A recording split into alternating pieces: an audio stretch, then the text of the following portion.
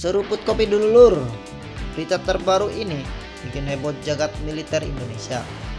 Katanya Indonesia akan menerima 7 kapal frigat bekas dari Cina, tepatnya kelas tipe 053H3 atau Jiangwei 2 kelas.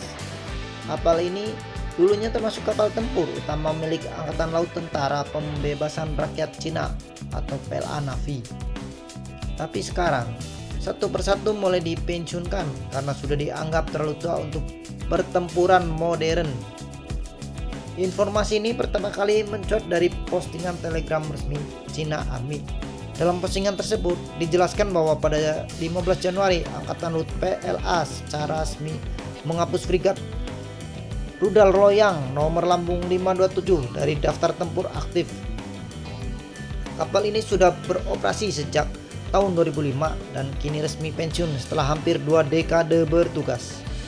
Masih ada satu kapal lagi dari tipe yang sama, yaitu frigat Mianyang nomor lambung 528 yang kini masih bertugas di Armada Selatan Cina. Namun banyak pihak meyakini bahwa dalam waktu dekat kapal ini juga akan dipensiunkan. Dan dari sinilah muncul dugaan kuat bahwa kapal-kapal yang sudah tidak digunakan itu akan dijual ke negara lain. Dan salah satu negara yang disebut-sebut adalah Indonesia. Kapal frigat tipe 053H3 memiliki bobot sekitar 2.200 ton, panjang 112 meter, lebar 12 meter, dan kecepatan maksimum mencapai 32 knot. Kapal ini digerakkan oleh 4 mesin diesel dengan tenaga total sekitar 22.000 tenaga kuda dan punya jangkauan operasi sekitar 4.000 mil laut atau setara hampir 7.500 km. Untuk persenjatanya, tipe 053H3 dilengkapi dengan 8 rudal anti kapal YJ-83, rudal anti udara Haki-7, 2 meriam utama kaliber 100 mm, 2 sistem CIWS 37 mm ganda, dan sebuah dek helikopter yang bisa menampung Harbin C-9C. Kalau dilihat di atas kertas, spesifikasinya memang masih bisa digunakan untuk patroli menengah.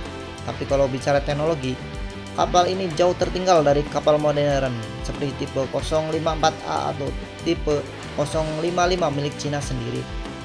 Nah lur, ini bagian yang paling banyak dibahas oleh pengamat dan warganet. Kapal buatan Cina, terutama generasi lama seperti tipe 053, sering dianggap punya struktur baja yang tipis dan mudah penyok kalau tabrakan. Ada istilah lucu di kalangan pelaut.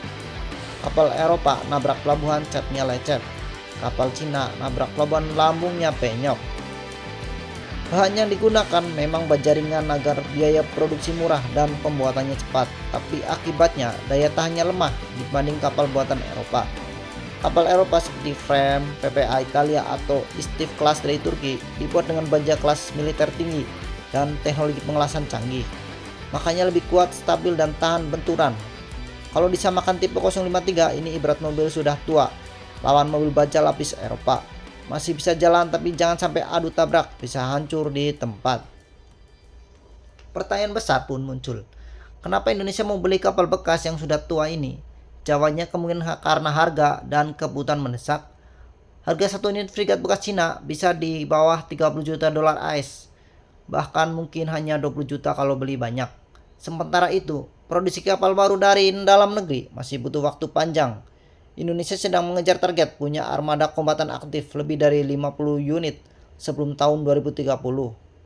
Dengan pembelian kapal bekas, Indonesia bisa mempercepat penguatan armada laut selama kapal-kapal itu nanti direfurbish atau dimodernisasi oleh PT PAL. Kalau dilihat dari sisi militer modern, tipe 053 ini sudah tergolong tidak layak tempur utama. Sistem radar, kendali tembakan, dan rudalnya sudah lawas. Namun kalau Indonesia melakukan modernisasi,